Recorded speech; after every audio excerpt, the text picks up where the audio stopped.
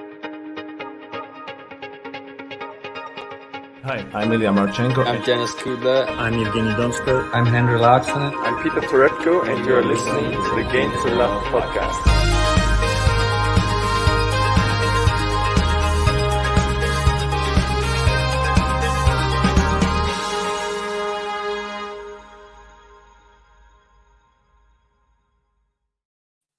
We're back again. Game to Lover here. We're bringing you Antwerp, Cologne 2. I've got a new bracket to hold the microphone. Oh, yeah, I've just realised. What have you got on your end, JG? Mate, nothing new. I've just got a new laptop because the other one, I don't even want to go there, but I had to go into work today to get a new laptop. I spilled some water on it yesterday. So it's been a bit of a nightmare day, but it's Friday, so I'm in good spirits, mate. I've got a beer. Mate, and, cheers to that. Yeah, cheers, mate. I'm actually looking forward to this podcast today. Indeed, and it was a nightmare for you yesterday, but it wasn't just a nightmare for you. It was actually a nightmare for somebody else who you predicted. Let's say Zverev still. Would you like me to bring up the reason I say that is I think Jules Simon's going to beat Shapovalov, mate. Jules Simon's going to pull off one of his wonders. Well, you never know, do you? You just never know with Jules Simon.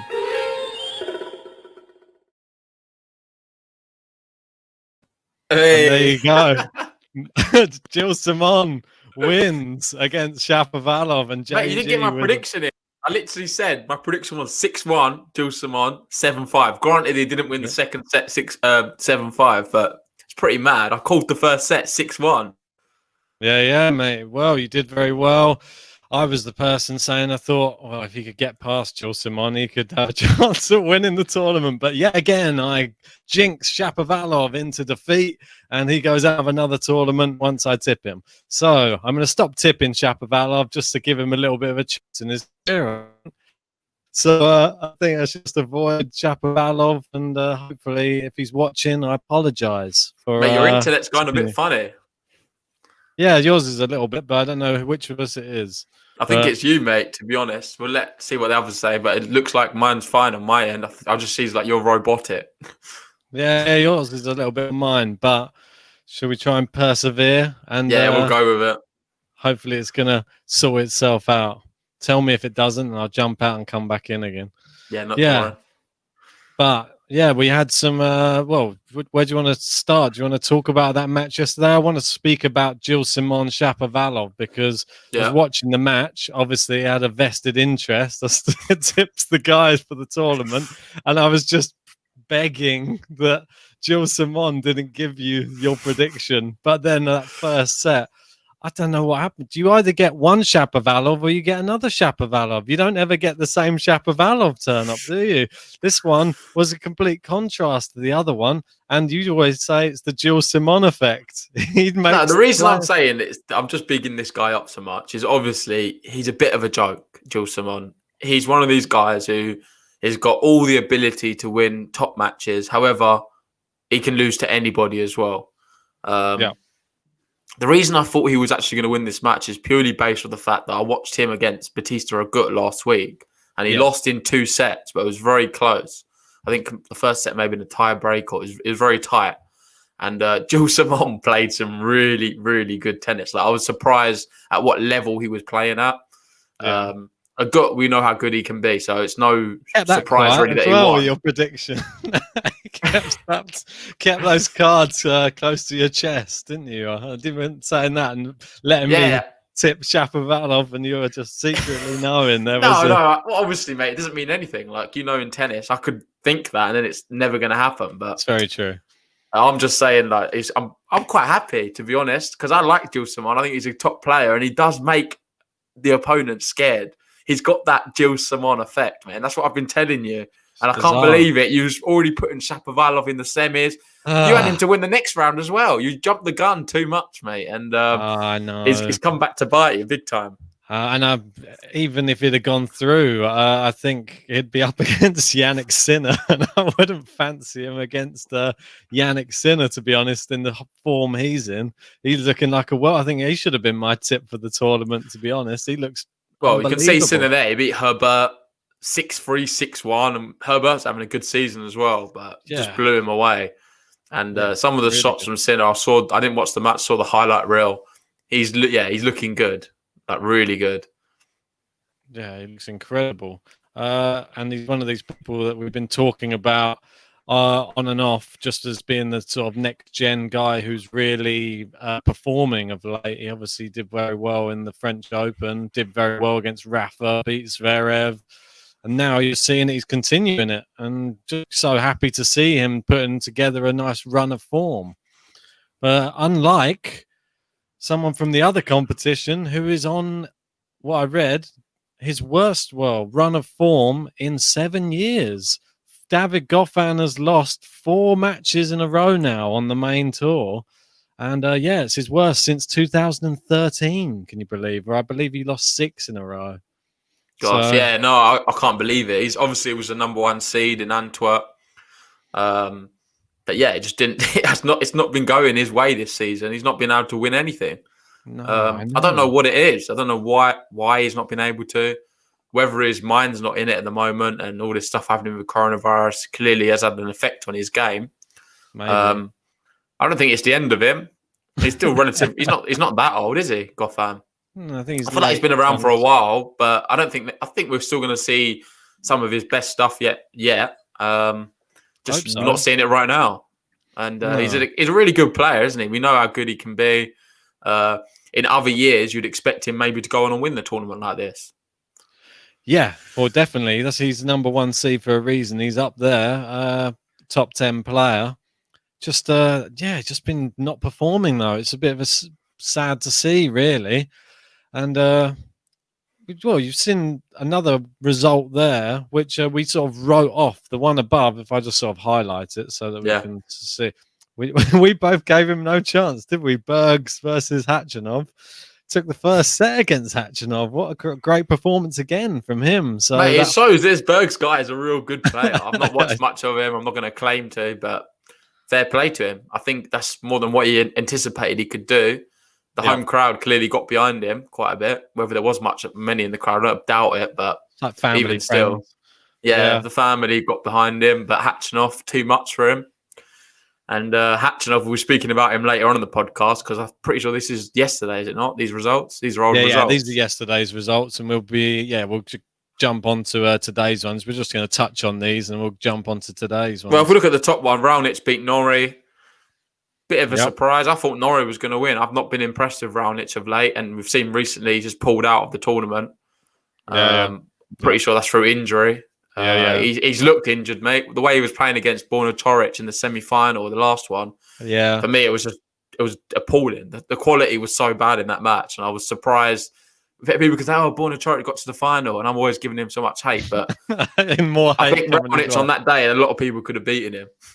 So it makes sense why he's turned out to be injured and not playing and pulled out of the tournament. So at least I wasn't going crazy with that pick before. No, true. And everybody's saying that you dumped Raonic. So I dumped him for a reason, mate, because he's not in the best of form right now. But we can put that a lot down to injury, I think. He's still a really top quality class player.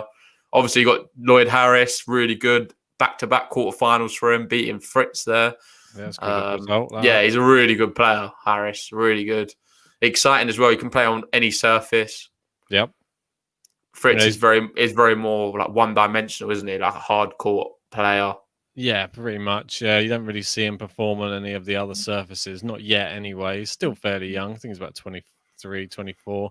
So he might flourish. Maybe the Wolf will give him some little tips just to how to perform on the other surfaces. But Raonic obviously drops out and helps your pick for the tournament move his way through to the semi-final as Dimitrov gets a walkover against. Yeah, do you want to go to the next guy? Yeah. I don't think there's really many others. We've got Schwartzman below. That was really good, but not much to say. We kind of anticipated it. There were some good shots though in the highlight reel of that. That one, Nishioka as well against Struff. That was a very good performance by him. But obviously, I don't know. We haven't really given him much of a chance, or haven't been speaking about Nishioka. And don't forget, we're back on the hard courts again. This is really where he shines. So, well, let's move on. Well, I'm pretty sure he's got Felix, isn't he? Yeah, he does. That's coming up later this evening. And Well, the title of the video, let's get into it. I watched this match today, Ugo Humbert, and he continues his great run of form. And I thought it was going to be a lot closer, this match, seeing how well Harris did against Fritz. But Humbert, he really took it to Lloyd Harris. Had him, it just seemed to have it was like a next level. I just thought that I thought it was going to be more even than it was, but it just seemed he had another gear. He was into rallies, and it was forcing Harris to hit him long or in the net, and the consistency level wasn't there. So really impressed. He's just showing how much he's growing as a player, and I'm really excited to see him in the next round now. Mate, I'm going to get carried away right now, and you're going to be like, calm down. Ugo Humbert's going to go all the way and win this tournament. For me, he's the man. He's the man in form, and I'm not basing it off necessarily always results, because there's a lot of times he's lost recently, and he's been pretty unlucky to lose. I just think he's an elite player. I think he's 38th in the world, if I remember correct. And he's only going to just keep rising. For me, this guy is elite. He is getting better and better every match I watch him play, and it's credit to him, really, because I think he's been putting in a lot of hard work on the training field, training court and stuff. And for me, he's the one to beat. Young player as well, beating Harris in the form he's in. That's an impressive one. But for me, I think he's going to go all the way. Obviously, he's into the semi-finals now, and he's facing Evans, I believe. I think you've got Humbert, Evans, and then the other semi-finals, Dimitrov. So we're going to be going head-to-head in one of the semi-finals. I know.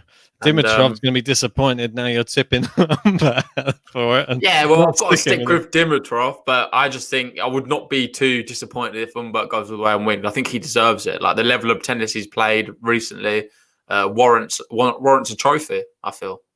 Yeah, for sure. It definitely does. He's going to have his work cut out, possibly in the semi-finals, but it's going to be a real entertaining affair, because he's going to be up against Dan Evans, who probably the match of the day so far, I would say, just for such an even contest against Karen Khachanov. And these two really went at it, and not without its controversy, this match as well, because Dan Evans was, I believe they were fighting it out at 2-2 and had the really long juice, and there were some amazing shots in there from both players. But there was one shot, I think Khachanov hit, that the umpire called it out. Well, that was in the second set, wasn't it? No, this was in the first set. There was one that he hit, and the no line judges called it, and the umpire called it out, and he instantly went over and said to the umpire, "What are you talking about? What's the point of having line judges here if you're just going to say something?" And he said, after this match, we will sit down and we'll watch this shot together, and you can tell me it's still out. And then he shows the replay, and it's this far in. It's a whole foot inside the court. But he just hit it so hard, and Evans was on the baseline and just flicked it back. But terrible call from the umpire. And not the first one either that went against him. He obviously had match point in the second set tie break as well, and Evans managed to serve to keep himself in that second set, but then another dodgy call, wasn't it, in that second set tie break from Mate, I've had enough of it. It's just so annoying. I feel sorry for Khachanov. He's such a calm and mild guy, and he's not someone who's going to just speak out and show his frustration for no reason. You saw him obviously kicking the net, hitting his racket against the umpire stand, and he was just visibly frustrated, and rightly so. The ball was in. At the end of the day, that was on a match point, was it not? It was on, or in a very critical point of the match. It was like set point. So it's these sort of decisions are just, they can affect the mental side of every. No, mate, after that, it was just over. I feel it's just not really fair. I feel sorry for him. What do you do in that situation? Do you walk off and think, what's the point of being here? But then you've got to be a sportsman and feel this is the way what happens. In theory, I should have some go against me in my career, some go for me, and they should all even out. That's the way you can look at it. However, of late, it doesn't always work like that. You see the same players keep getting victimised, right? Shapo's another one. We saw some terrible calls for him. Yeah. Even Djokovic. I feel like Djokovic gets quite a few against him as well, I'll be honest. He does indeed. I don't. It's just and against in such a pivotal moment of a match as well. It really like swings the momentum of the match so much. And Evans obviously was coming back into it. It was a breakdown in that second set, and the sort of was just fighting his way back. And Khachanov was just sort of was fending him off, trying to finish that match in that second set. Yeah. And to have that was his main chance. That was probably his only chance to win the match. Because in the third set, Evans took over and he looked a lot better than Khachanov. So maybe the head was gone, mental side was gone already. But it's just sad to see that these line calls. And why don't we have Hawkeye and we're still relying on line judges in all of these hard court tournaments? Why do we need them? We don't need the line judges. We have the technology. It's accurate. Let's just use it. I mean, I don't know. How accurate is it, though? Like, I feel like, is it that accurate? Well, on hardcore, I don't think there's been any argument from any player. I mean, why else would we? Regardless, though, I think the technology does need to improve. You're telling me that... Wait, the way we live right now with technology, the way it is, they should be able to have very quick, decisive line calls. They say as soon as it hits close to a line on these matches, when I've been watching them, it says close call. Like that, and they know as soon as it's hit how close it was to the line, or if it hit the line and was like a millimeter in, they know straight away. And like those matches we saw in the sort of in between when we're having exhibitions, they had most of them were being played with just the electronic system. But one thing, Ben, we don't want it to go too far. I feel as well. We need to have a fine thing. You don't want it to go to the stage where no players even get challenges, and it's just everything's going to be automated. I think that would ruin it. Don't you love the excitement of a challenge when you're in the stand and you're clapping, anticipating it? The player's not sure. You know how brilliant that is in the O2. I went to the O2 a few years back. It was amazing. It was so good. Wimbledon as well. It creates less. It creates a lot of tension. It makes it more of a sport. Do you know what I mean? And it's not just that; it's tactical as well. Players only have a certain amount of challenges. They have to use them efficiently. You gain more if you get the call right. You don't lose your challenges. And I like that side of it in sport. You don't want to lose that completely and have every single shot automatically in or out, and there's no room for anything else. I think that becomes a bit more robotic, and you lose the human side of it a little bit. No, I saw one that was quite interesting. I was watching it was on a highlight reel the other day, and it was actually, I can't remember who it was serving, and there was somebody serving, and they swear that they served an ace, and he didn't have any challenges left. It was called out, and he was facing Sergei Stakovsky. So he asked Stakovsky, "Could I use one of your challenges?" Oh yeah, I saw that. Yeah. He said, "Yeah, go on then." He challenged it, and it showed the ball was in. Yeah, it was good sportsman behaviour. That super great sport. But there you go. Those sort of situations don't come up very often, where the other player will give you one of their challenges. But I don't know. I like that type of thing. It does open up stuff like that to happen in the sport as well, where you get these funny situations where players are asking other players for challenges. So I quite like the challenge system. I just wish that there was more accurate line calling. I mean, it's hard to say that, but how do you do it? Mate, the ball's going very fast. Singapore, Bibian moves everyone's about 60. They're either 60 or 13. Like the line judges she has going for. So they either need glasses or they're not old enough probably to be doing the job. So yeah, I mean, at these tournaments you really got to have the best people doing it. So it's a tough job. I wouldn't want to be there calling it, especially with these mad tennis players around. So yeah, it's just one of those situations. Always going to be a talking point, and feel sorry for Khachanov, to be honest, even though GB through to the next round. Well, Evans, he still did it. What do you think about his chances against Humbert? I obviously know what side I'm sitting on. I think, although I love Evans, I think Humbert's going to beat him. It's going to be a real tough match for both players. I think Evans on his day when he turns up, he's a real handful for anybody. Maybe excluding the top 3 players, but he can give anybody else outside, say, like the top 5, I'd say, a real good match.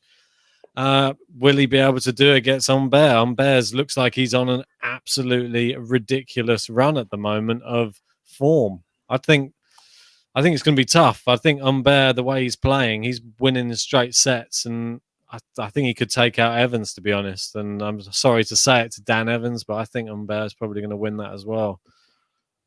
Fair enough, yeah. But let's move on to my guy, because he's probably, even though we're talking about Humbert being the standout player, the guy who conquered David Goffin in straight sets just gets breezed past by Alex de Minaur.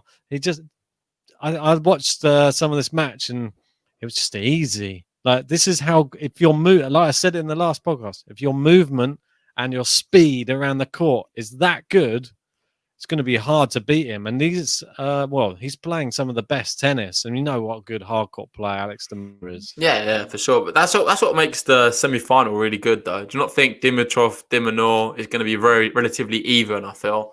Obviously, Dimitrov a little bit more experience. De Minaur that got that youth on his side, very fast as well, isn't he? So I think that's very even. But I'm going to definitely edge on the side of Dimitrov. I think he'll get it done. He's had that extra rest as well, and I don't know. I think de Minaur his race is run, mate. He's got a bit lucky to get to the stage where he's been out. I think Gasquet should have knocked him out.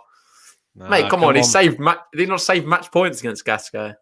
I don't think it was match points. Was it? I don't know. But he was very fortunate. It was a break. It was a breakdown in the in that second set, I remember. But just the way he came back was just so impressive. He's showing signs of, like, that's the sign of like championship quality, when you're down and out and then you pull it back. And that brings me on to the next person who I want to talk about. He sort of finished, well, maybe an hour or two ago, as Diego Schwartzman.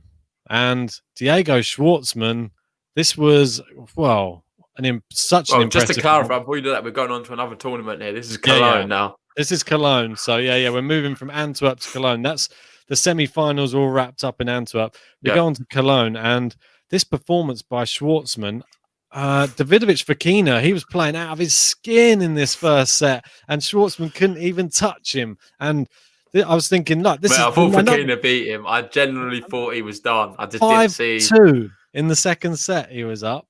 Yeah, it's mad. Never rule Schwartzman out. Look how good Diego Schwartzman is these days. And he proved it again. And that's what he said after the match.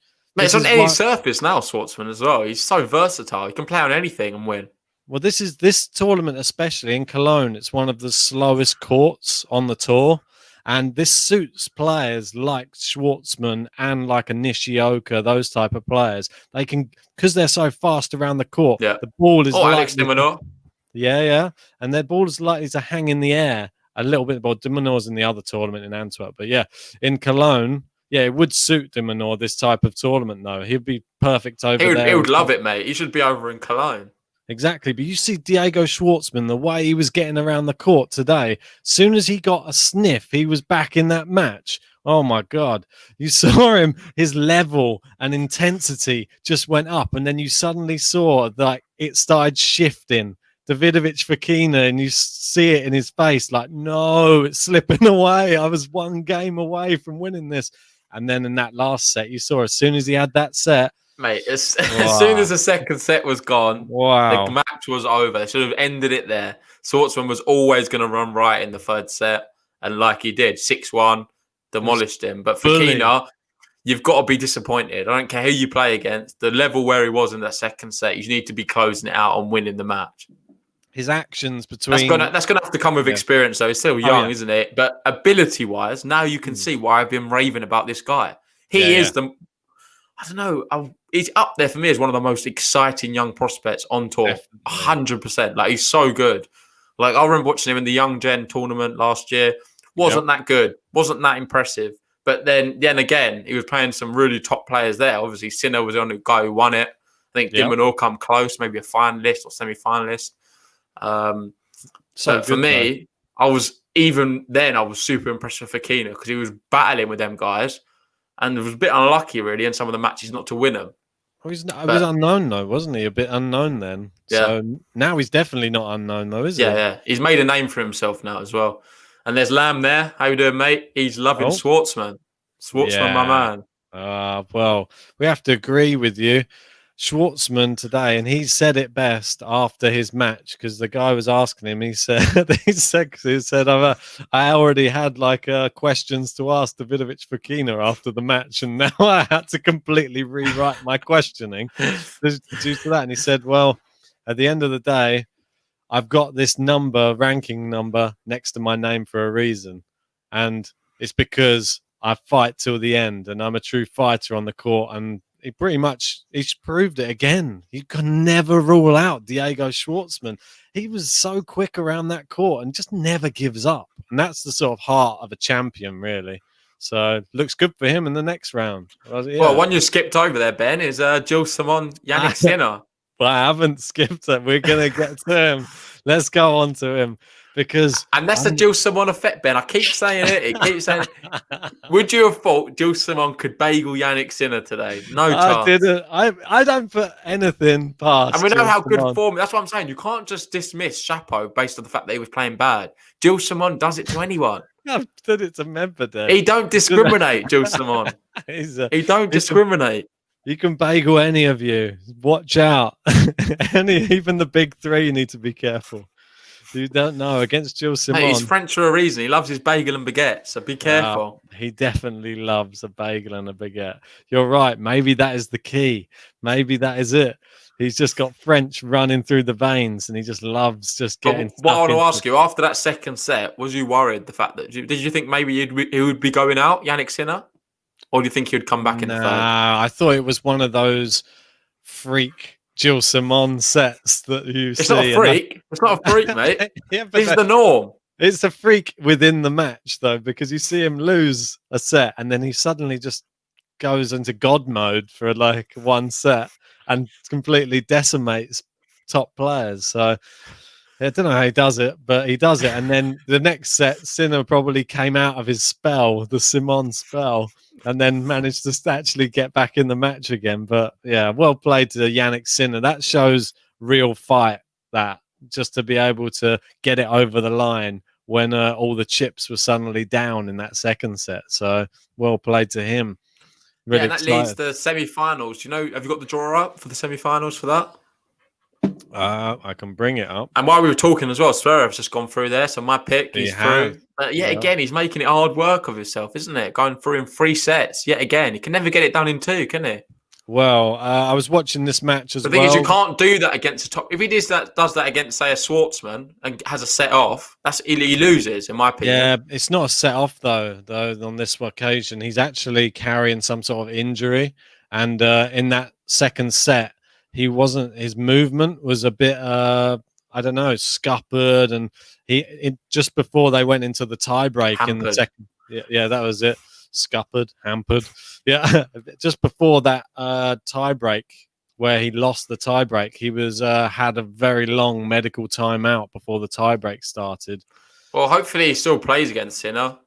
Well, yeah, pull out.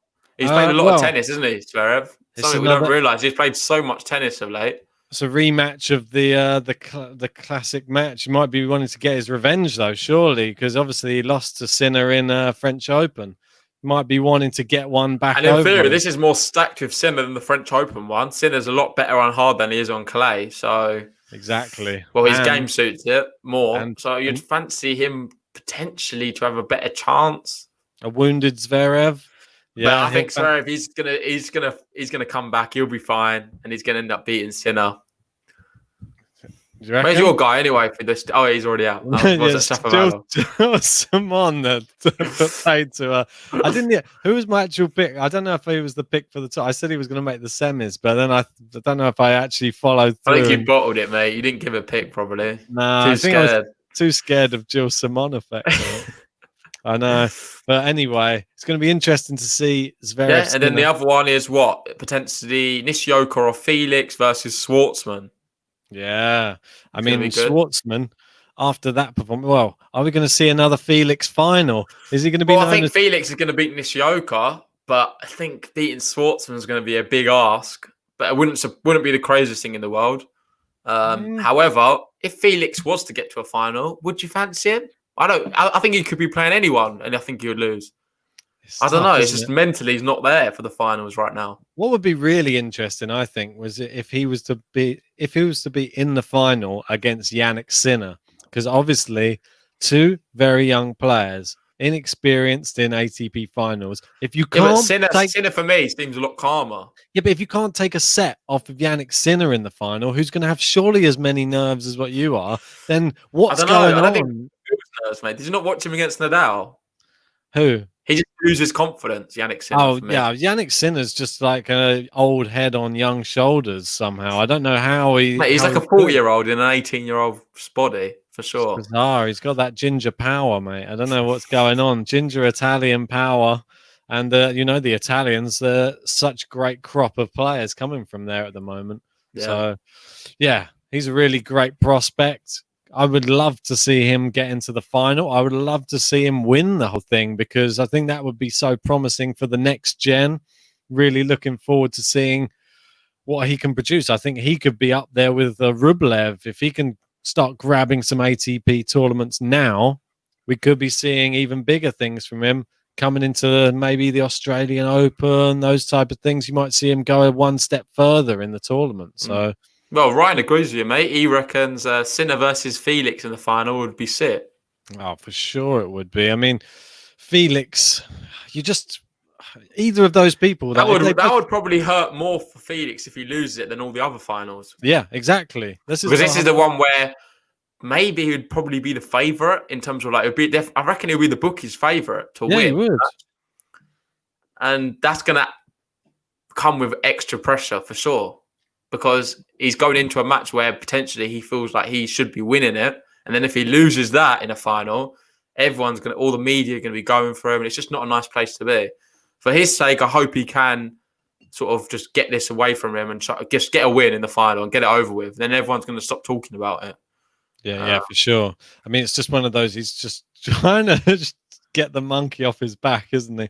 Just get that. It's just like the team Grand Slam. Felix needs the ATP winning off his back. So it's going to happen. I'm sure it's going to happen. He's still young. Don't forget. Felix asking how many finals has it been this year? I'm not sure this year, but in total it's 6, I believe, and he's not won a set. So he's 12-0.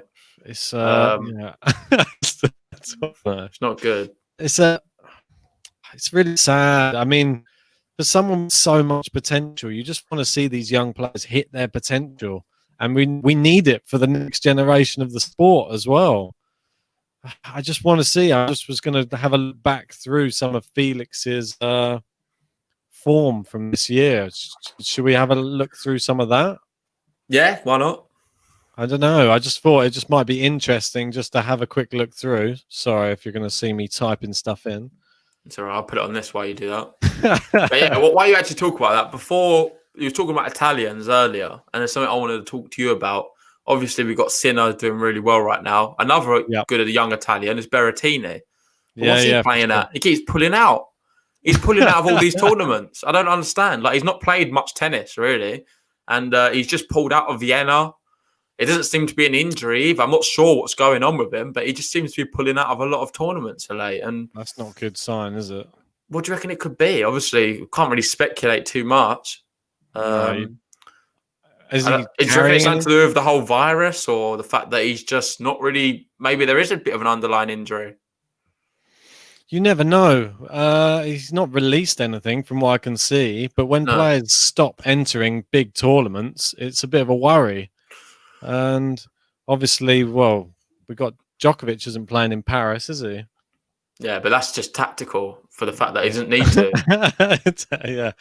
Well, it's this whole maybe it's this new point system and the way things that it's running. It's over 18 months now. So players aren't so pressed to have to go and defend points in certain competitions now. So maybe that's taking an effect on their decisions on whether they even want to play tournaments.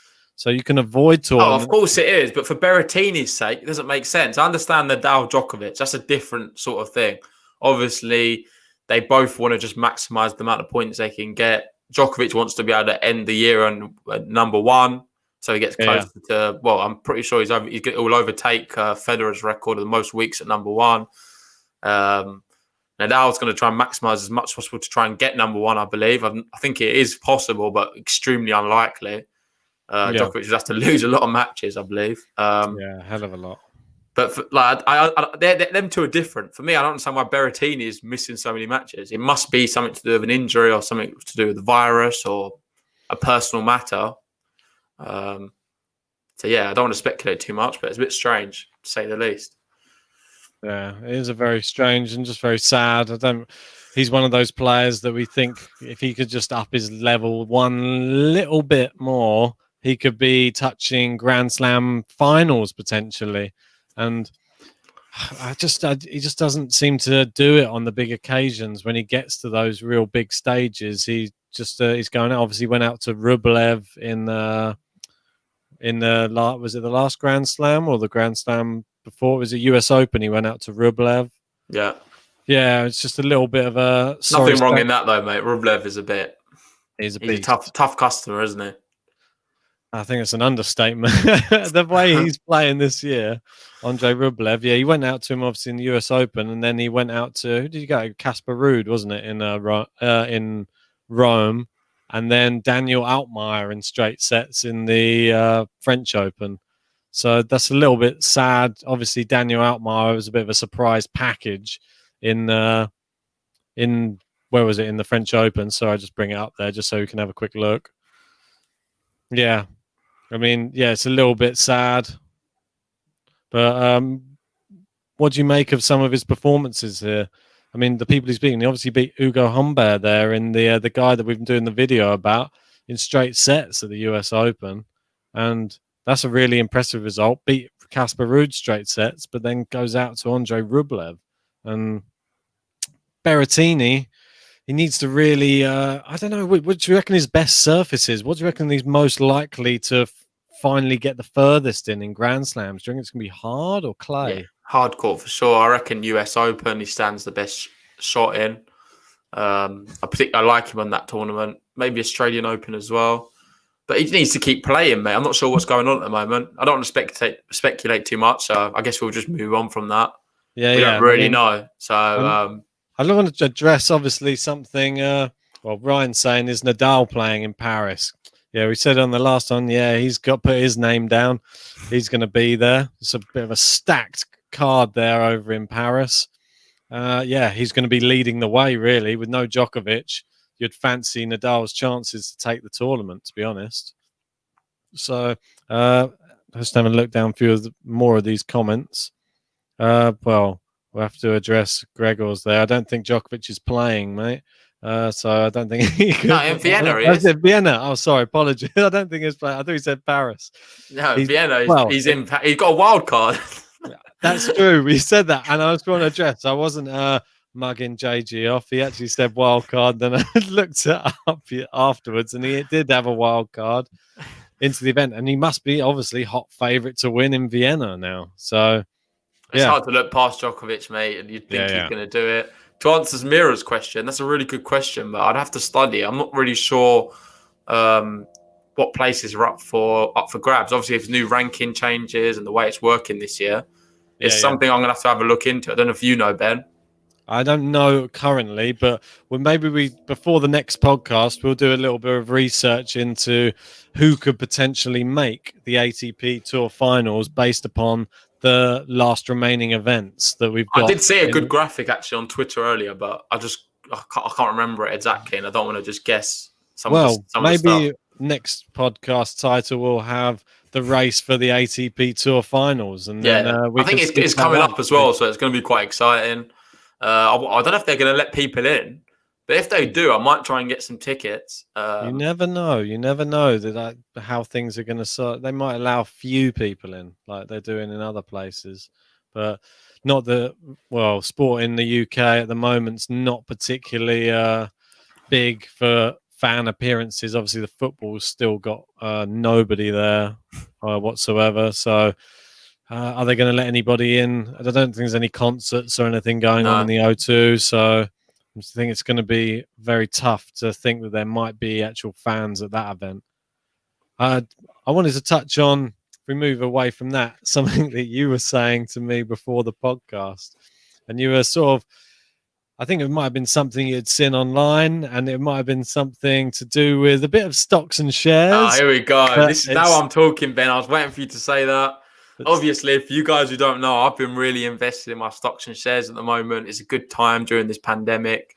You can get a lot of cheap companies right now, and I'm just enjoying it, learning about it. I think it's quite fun. Yeah. But what I wanted to ask you, Ben, is this, and I can ask you guys as well. Sure. It's an interesting question. So, if you was to buy a stock in any tennis player right now, who would it be and why?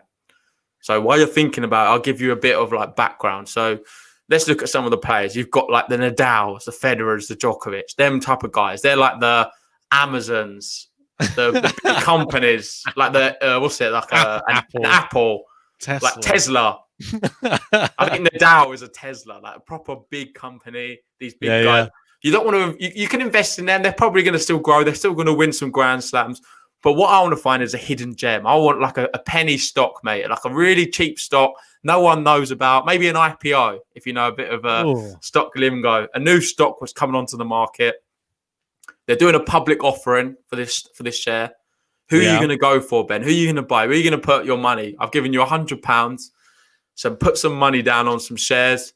Obviously, you'd have a few more seasoned players. Maybe the thing is you've got to be careful of. The likes of like a Yannick Sinner and that, they're very expensive. Musetti, Alcaraz, they're very expensive. People know about them. They're like an up-and-coming fintech company. It's very tough, isn't it? It's very tough to pick some of these players that we were talking about, obviously, over a year ago, that now we would have probably invested in them then, like a Musetti or an Alcaraz. And now you see really the fruits of their labor are really coming to fruition. They're really starting to progress in these ATP tournaments and stuff like that. So before, a year ago, I would have had some money in a Musetti. I would have had some money in an Alcaraz. Probably would have made a bit more money off of Musetti because I think people were more wise on Alcaraz. There'd been a bit more of a big deal made of... Mate, we both would have put money on an Alcaraz. But it's a bit too late now. He's too expensive. We've missed it. We've missed the boat with him. Well, we haven't, but for this scenario, we've missed the boat. I want to know who's one of these exciting players people necessarily won't know about who you think are going to go on to big things. I've got a handful of players. Well, I know that we've been speaking about a couple of players who are two pretty good youngsters. Well, there's probably there's sort of a small handful, like you're saying. I'm not going to take the one player who I know you want to speak about, but I want to speak about. No, you can speak about him. He's not in my selection. Oh, he's not in your selection. Oh, is he the Brit? Yeah, the Brit. Yeah, no, you take him now, and then we can talk about him. That's all right. We can speak about the Brit because there's a very promising British young player who's just sort of coming through, and it's not Jack Draper. We've spoken about him before. He's obviously about 19 years old. This is another 19-year-old, which is Anton Matasevic. Yep. And I don't think you're going to bring up his what he's been doing, Ben. I was going to bring up his. Should I bring up his?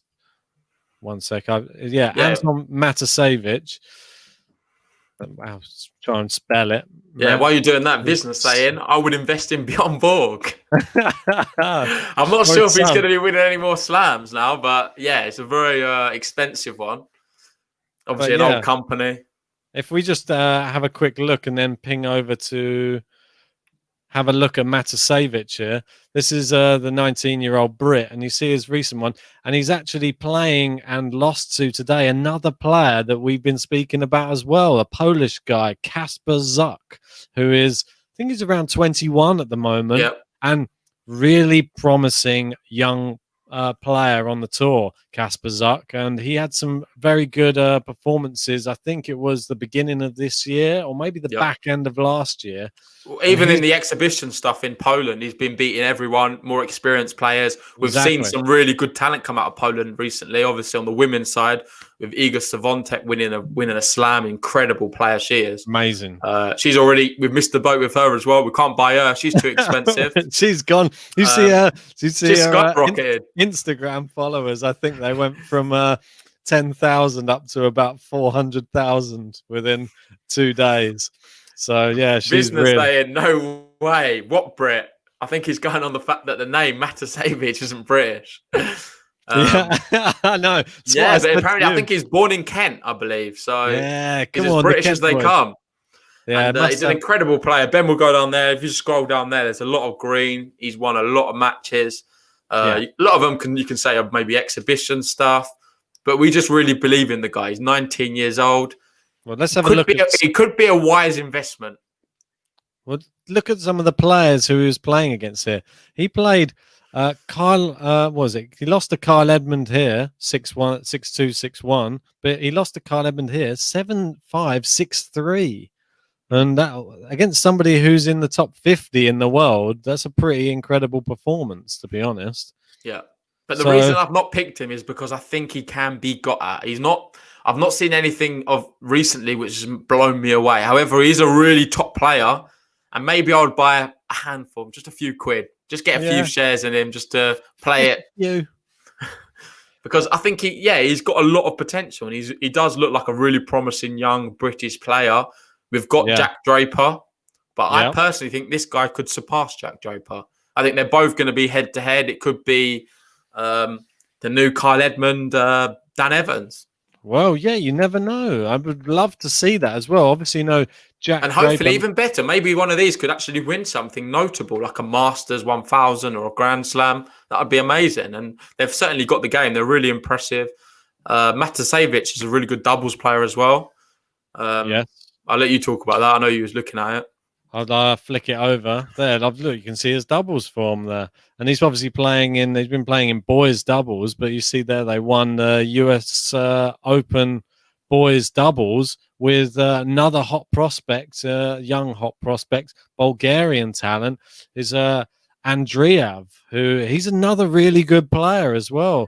Person people might not know about him so much. This was obviously back in 2018, but he's been sort of plying his trade. He's been playing well this year as well.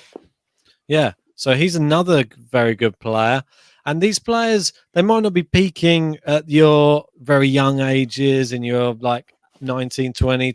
These players, give them a few years, maybe get into the 25s, 26, maybe the latter 20s. You might be seeing them start to really hone their craft, I think, on the tour. So quite exciting prospects, I think, all round. Yeah. And I think this cues me on nicely, Ben, to talk about my one. So I've done a lot of extensive research. I liked Matasevic. I like Casper Zuck as well, 21 years old. There's a handful of other players. I like the Czech guy, Lechecki. 19 years old, really good. Leheka. Yeah, he could be good as well. But I've gone for someone even younger. Ooh. And I think this is going to be like the Carlos Alcaraz or Massetti level in a few years to come. You think he's going to be a bit of a late bloomer, but we've already seen brilliant things from him. Do you have any idea who I'm going to say? Can you give me any clues on nationality? No, I can't give you the nationality. Why is it going to give it? Me saying that, I've probably just given it away. Well, that means it probably is coming from your neck of the woods in Italy then. No, it's not mine. No. No, is it not coming from Italy? I reckon, well, obviously, one of the main big prospects on the tour is, well, for me, one would be, is it Holger Rune? He's a good player, but no, he's a bit expensive. He's looking expensive. People know about Holger Rune too much. This guy, I don't think many people know. Even in the chat, there's not going to be many people who know who this guy is. If you do, I'm impressed. I don't think you even know who he is. I might not know who he is. How old is he? He's 17. Well, that's why I thought it might be the Italian. I thought it might be Zeppieri because I know he's too well known, mate. He's too well known. Is he too well known as well? God, he's 17. Yeah, no, he's a good player, Zeppieri. But what about the American? No. Martin Dam. Martin Dam. It's not him. He's a really top player as well. He's about 7 foot, I think. I remember watching one of his matches against Espada, I believe, in the exhibitions. He's a good player. I think they got Zachary Zvadda as well, really good one. Savadja, yeah. That's not who it is. I'm going to put you out of your misery. The guy is be searching as well. Is Shintaro Mochizuki. You're going all the way over to the Far East to give us your selection. I don't know if you want to put him up, but he, for me, I think he could be a really, really good player. I'll let you. And I'm going to put a big part of my portfolio based on him. The reason is 2019 Wimbledon. He's the singles champion. Well, how do you spell his name? Yeah, that's the thing. I've got it up just to make sure. Yeah, go on then. Shintaro Mochizuki. So it's Shin and then Taro. Yeah, but what's his surname? That's all I need. Moch, Mochizuki. Okay. Shintaro Mochizuki. So, this guy, we're speaking about Anton Matasevic. He got to the quarterfinals of Wimbledon last year. Do you know who beat him? Who? Mochizuki. There you go. And someone got to the semi-finals. Martin Dam, another name you mentioned. Do you know who beat him? Shintaro Mochizuki. Wow. In the final, he played not only you're one of your favourite players, Ben, a guy you love from Spain. Oh, go on. Carlos Gimeno Valero. And he beat him 6-3. He beat him 6-3, 6-2 in the final. I do love Gimeno Valero. And big shout out to Gimeno Valero because he did actually bagel Bagnis in a recent tournament and knock out Bagnis. I think it was 6-love, 6-3 or 6-1. Yeah. So just a crazy result. So big shout out to Gimeno Valero. Yeah, and I just want to say some of these names who were in this tournament. So Shintaro Mochizuki won the 2019 Boys Wimbledon. And some of the players playing were Harold Mayotte, really good player. Wow, you know him? Another good player. Carlos Alcaraz was there. Yeah. Couldn't get through. He lost to Martin Dam, who Mochizuki dispatched. Mochizuki won the first set 6-1 against Martin Dam. And which tournament is this one? This is Wimbledon 2019, boys. Do you want me to bring it up on the screen so everyone can have a look? Yeah, bring it up, mate. All right. I'll send you the link. I've literally got the link right here, so I'll send you the link. I've got this on here, so everyone can have a little look through. But use this link. I'll send it to you privately on here. All right, then go on. Use that. Click on that, and you'll see it come up quite nicely. It sort of illustrates it well. And for me, I think he's going to go all the way. He's only 17 years old. Really good player. He's got the overall game, and he's only going to progress. A lot of you guys, I'm sure, don't even know who he is, but you will do now. He's someone to look out for, and I think he could be the future. He could be someone who we could potentially be seeing win some of these big tournaments. Obviously, it's a huge risk. That's one thing I would say. So just to even out the risk, I'm going to add a few maybe experienced players to my portfolio in the likes of, I'm going to add a few Schwartzmans, just a few of them, because you know they're going to be there. Steady Eddies. Yeah. Well, consistent. I wouldn't add Shapovalov. He's a bit too hit and miss for me. I need some more steady players for me. Maybe a Sinner. I think he's going to just only get better. You got to maybe put an Alcaraz if I can afford any at that rate. I don't think you can afford an Alcaraz. Probably not. Right? But I think Gimeno Valero, you might be able to afford a couple of Gimeno Valeros. But he's one player that always goes to the back of my mind. But I remember watching him play last year, and I just thought this guy is going to be the future. He's only 18 now, and he's pulling out some great victories. Well, just look at some of them names there, mate. We know loads of them, and Anton was there as well. But he went all the way and won the tournament. If you scroll down, there's more names as well. Obviously, Rune there was the number one seed. Yeah. Look at that one. Got bageled by Martin Dam, but then managed to turn it around and win 10-8 in that final set. Yeah, no. So where do you want to go down? Well, Lam was saying he would invest in Leonie Kang. Really good, exciting player. It's quite a good one. Obviously, we're not touching the women's side, but there's a lot of good ones there. Oh, it's tons. Savontek would have been one I would have invested in, but it's too late now. Scott from the US as well. Yeah. She's looking really promising after that US I've Open. not done enough digging, though. I'll have to have a good look around to see some little hidden gem on the women's tour. Maybe we'll do that tomorrow if we can have a little look. Yeah, for sure. Sozan's here. How we doing, mate? Good evening. Got any predictions for us?